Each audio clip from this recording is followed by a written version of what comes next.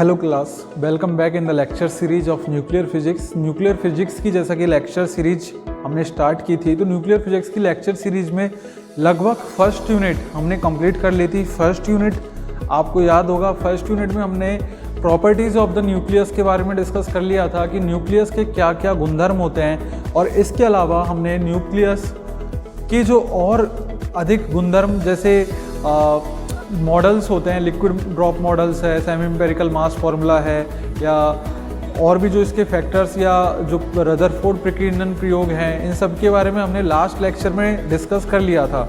तो अब जो नेक्स्ट लेक्चर है ये है आपका नाभिकीय विखंडन, न्यूक्लियर फिजन। तो नाभिकीय विखंडन के बारे में हम डिस्कस करेंगे, और जैसा कि आपको पता है कि ये लेक्चर बीएससी फाइनल ईयर के स्टूडेंट्स के लिए है, तो मैं आपसे उम्मीद करता हूं कि आपने 12th क्लास में नाभिकीय विखंडन को थोड़ा बहुत पढ़ा होगा। तो नाभिकीय विखंडन या कोई भी विखंडन का अर्थ क्या होता है? विखंडन को इन जनरल अपन कहते हैं टूटना। अगर कोई पदार्थ दो भागों में या दो से अधिक भागों में टूट जाता है तो अपन कहते हैं कि वो विखंडित हो गया, उसके टुकड़े हो गए, खंड हो गए। ठीक है, तो ये इसको तो क्या कहते हैं अपन? विखंडन। फिजन इंग्लिश में क्या नाम है इसका? Nuclear fission. तो इस चीज़ से कंफ्यूज नहीं होना, न्यूक्लियर फिजन या फिर नाभिकीय विखंडन एक ही बात है। अब नाभिकीय विखंडन को स्टडी करने से पहले ये चीज़ तो हमको पता है, नाभिकीय विखंडन में क्या होगा? भारी नाभिक दो या दो से अधिक हल्के नाभिकों में टूटता है, और साथ में ही एनर्जी भी रिलीज होती है काफ़ी ज़्यादा।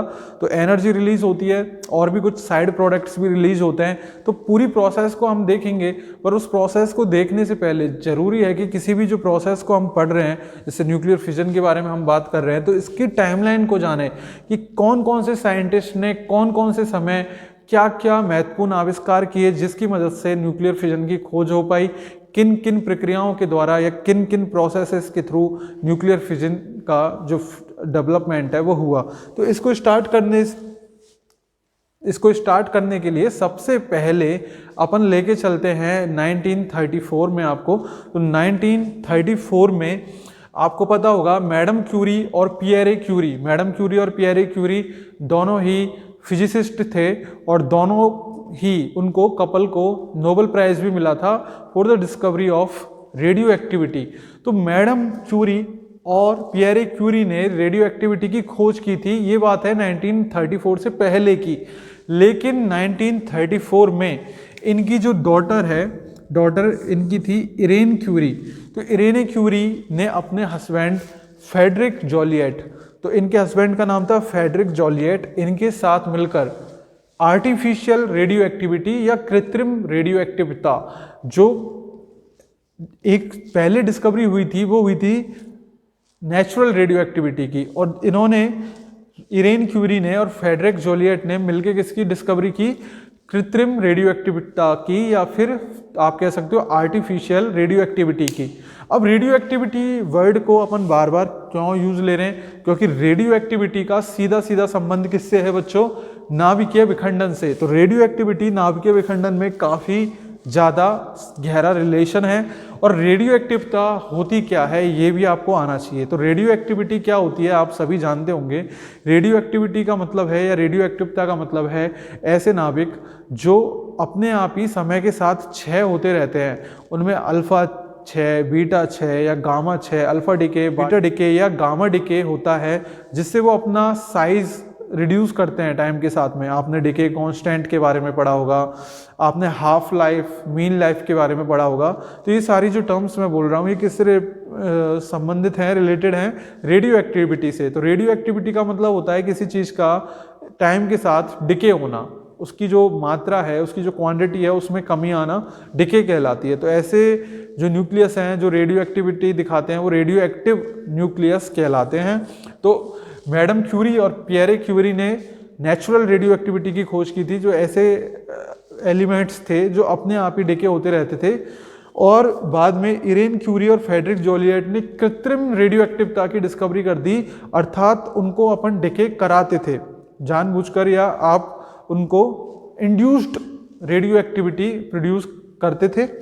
अब इसके बाद में अगले ही साल 1935 में फर्मी ने भारी नाभिकों पर न्यूट्रॉन प्रेरित रेडियो एक्टिविटी की, कृत्रिम रेडियो एक्टिविटी की डिस्कवरी कर दी। तो ये क्या था? ये था कि जैसे भारी नाभिक होते हैं, ये चीज़ तो आपको फर्स्ट यूनिट से समझ में आ गई होगी कि डिके किनका होगा, जो भारी नाभिक होंगे, ऑब्वियस सी बात है। तो भारी जो नाभिक है, क्योंकि उनकी स्टेबिलिटी कम होती है, अपने स्टेबिलिटी कर्व पड़ा हुआ है जो बाइंडिंग एनर्जी पर न्यूक्लियॉन और द्रव्यमान संख्या के बीच में बनाया जाता है। स्टेबिलिटी कर्व आपको थोड़ा सा मैं याद दिला दूं, स्टेबिलिटी कर्व कुछ इस तरह का बनता है।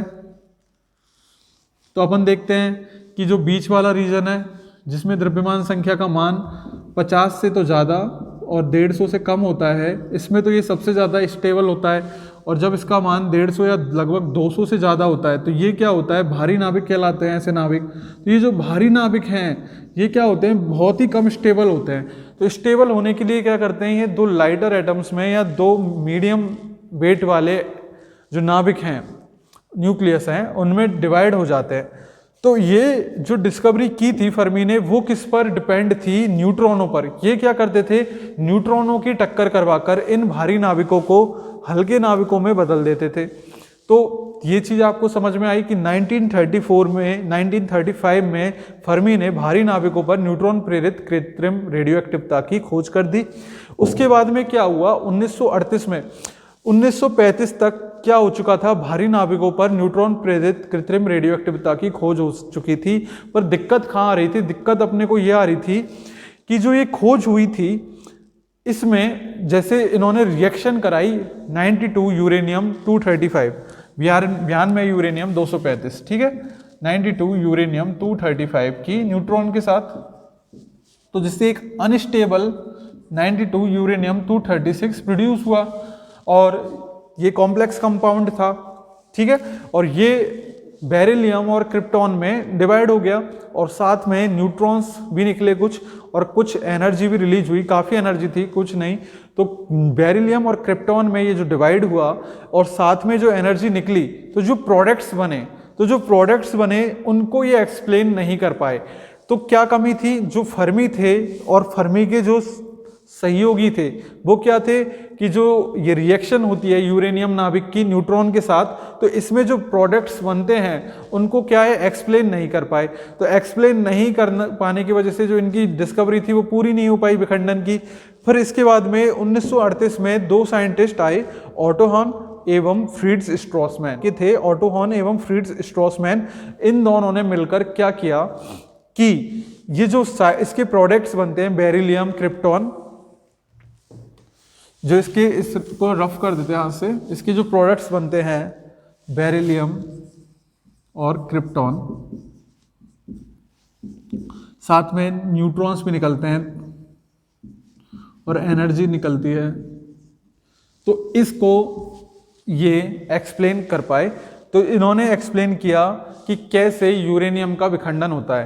तो यूरेनियम का विखंडन इन्होंने एक्सप्लेन कर दिया, जिसकी वजह से जो विखंडन है, नाभिकीय विखंडन की खोज का श्रेय किसको दिया जाता है, ऑटो हॉर्न एवं फ्रिट्ज स्ट्रॉसमैन को। तो ये चीज़ क्लियर है आपके दिमाग में कि नाभिकीय विखंडन की डिस्कवरी 1938 में दो जर्मन साइंटिस्ट, जर्मनी के थे ये, ऑटो हॉर्न एवं फ्रिट्ज स्ट्रॉसमैन ने की थी। इसके बाद में पर जो विखंडन वर्ड था उसके बारे में सबसे पहले किसने बताया, विखंडन वर्ड के बारे में सबसे पहले बताया था फ्रिच नाम के साइंटिस्ट ने। तो ये भी बड़ा इंपॉर्टेंट है, विखंडन वर्ड के बारे में सबसे पहले प्रयोग किया था फ्रिच नाम के वैज्ञानिक ने।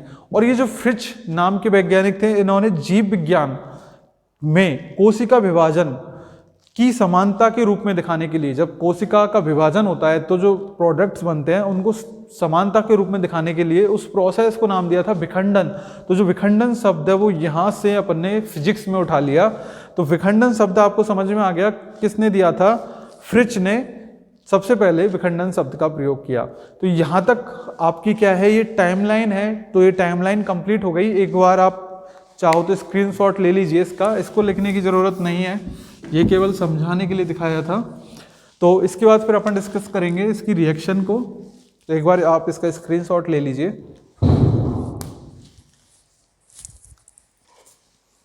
तो अभी हमने देखा था नाभिकीय विखंडन की टाइमलाइन को, कि नाभिकीय विखंडन की जो खोज है वो किस प्रकार किन किन चरणों में हुई है, किन किन स्टेप्स में नाभिकीय विखंडन की खोज हुई थी और कैसे रेडियो एक्टिवता की खोज धीरे धीरे जाकर नाभिकीय विखंडन की खोज का आधार बनी। तो अब जो नेक्स्ट टॉपिक हमको समझना है वो समझना है कि नाभिकीय विखंडन किस तरह की रिएक्शन है, किस तरह से पॉसिबल होती है और इसके जो विखंडन उत्पाद है उनको अपन क्या नाम दे सकते हैं, या फिर कि जो रिएक्शन है वो कब पॉसिबल है और यूरेनियम का जो विखंडन है वो किस तरह से होता है। तो इस टॉपिक को थोड़ा सा समझ लेते हैं। तो पहले इसकी डेफिनेशन अगर आपको नोट करनी है अपनी नोटबुक में तो आप इसकी डेफिनेशन नोट कर सकते हो।